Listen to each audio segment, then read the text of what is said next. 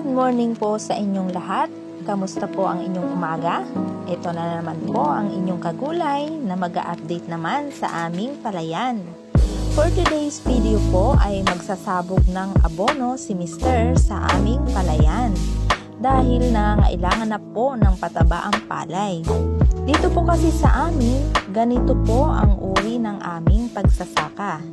Simula sa paggayak ng pagpupunlaan ng palay, pati na rin sa paglilipatan nito kapag nasa hustong gulang na para i-transfer sa mga pinitakan. Siyempre, sa pamamagitan ng ating mga magigiting na manananim ng palay.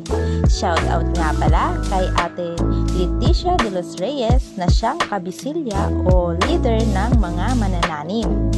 Alam nyo mga kagulay, hindi talaga biro ang gastos sa pagsasaka. Simula sa paggayak ng tanim hanggang sa pag-aani. Kaya naman sana maging makatarungan sa presyo para naman kahit papano gumaan ang aming pakiramdam. Sa farm inputs pa lang kasi, tatadtarin ka na sa pagkagintong presyo, mapaabono or fertilizer at mga insecticide. Kaya, beke naman! Sayang mga kagulay at hindi ako nakapag-video kung papaano ang paggayak sa pagtataniman ng palay. Bago lang po kasi ako sa pag-vlog.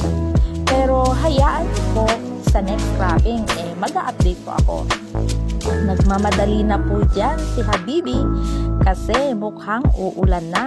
Kasi need nang maisabog lahat ang fertilizer bago bumagsak ang ulan.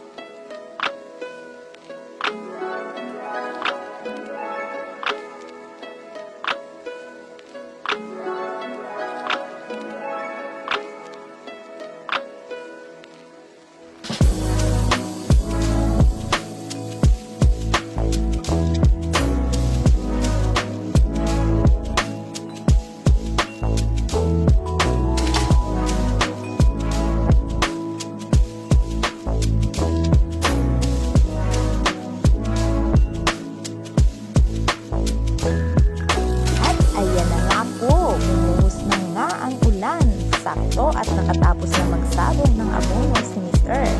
So yan lang po muna ang aming update sa aming palayan. Abangan po ang upload ko sa Kamatis mga kagulay. Thanks for watching. See you on my next mini vlog mga kagulay. God bless!